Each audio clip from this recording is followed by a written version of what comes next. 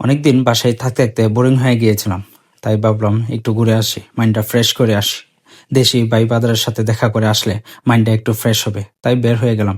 বের হওয়ার পরে দেখি যে আকাশে বাইরে বৃষ্টি হয়েছিল। বৃষ্টি হওয়ার পরে আকাশটা অনেক সুন্দর দেখাচ্ছিল, একটা রংধনু দেখা গিয়েছিল। সচরাচর এখানে রংধনু দেখা যায় না। সচরাচর শীতের দিনে এখানে বেশিরভাগই আকাশ মেঘলাচ্ছন্ন থাকে এবং ঝরঝর ঝরঝর ঝিরঝির বৃষ্টি পড়ে।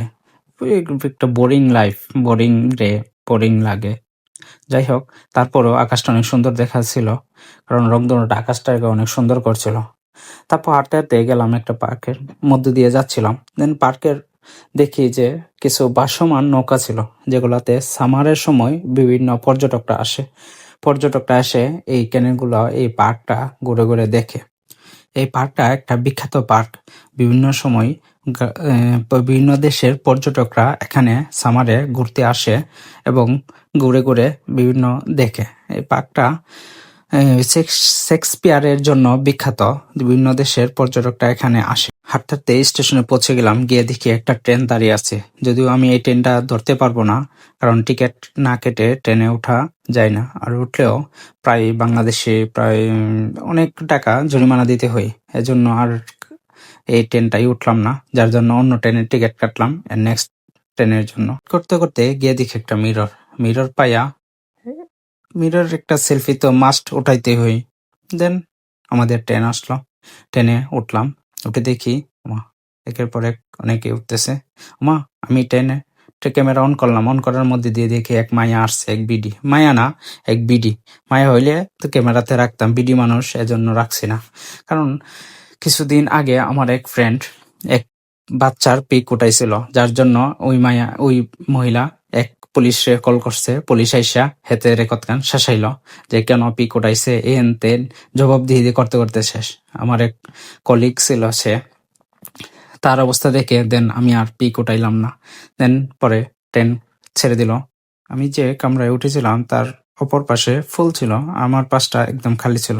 যার দরুন আমি এই বারবারে মোবাইল পিক বের করি, পিক উঠাই, ভিডিও করি, হ্যান ত্যান কত কি করি। একদম ফাঁকা ছিল এই পাশটা, আমার পাশটা, বাকি পাশটা ফুল ছিল। তারপরে কিছুক্ষণ পরে পরে আমি ডিসপ্লেতে আমার গন্তব্যে দেখি যে আমার গন্তব্য কোথায়। আমার 2 মিনিট পরে পরে দেখি এক এক স্টেশন আসে পরে, এত স্পিডে ট্রেন চালায়। ও মাই গড! ট্রেনে বসে কি করবো? আয়নার মধ্যে পিক ওঠাই, নিজের ছবি ওঠাই, ভিডিও করি, হ্যান ত্যান কি করি কি না। আমার এদিক দিয়ে এদিকে এমনি ভিডিও করি, এমনি ভিডিও করি, কি করবো, সময় কাটে না। দেন অনেক দূর পথ হেঁটে গিয়েছিলাম, এর জন্য আমার পাগুলা ব্যথা করছিল, যার দরুন আমি আমার পাগুলা সিটের উপর রেখেছিলাম। পরবর্তীতে নামার সময় আমি ক্লিন করে গেছি, যদিও একটা নিয়ম শৃঙ্খলার মধ্যে পড়ছিল না। কি করার, পা ব্যথা করছিল এর জন্য। ওমা, হট করে দেখি যে আমার স্টেশনও এসে পড়ছি। ওমা, আমি এসে বললাম, দেখি যে দাঁড়ায় রইলাম আমার স্টেশন বরাবর।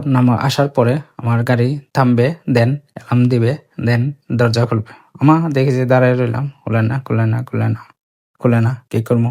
চাপ দিই, আমা খুলে না, কি করে? আমা কিছুক্ষণ পরে দিকে অপর পাশে খুলছে। অপর পাশে খুলতে খুলতে আমার ইয়ে হয়ে গেছে। আমা নেমে গেলাম। দেন হুট করে নেমে গেছি। আমা নেমা দেখি যে কেউ নাই, খালি আমি একাই নামছি। এত বড় স্টেশন, ফাঁকা।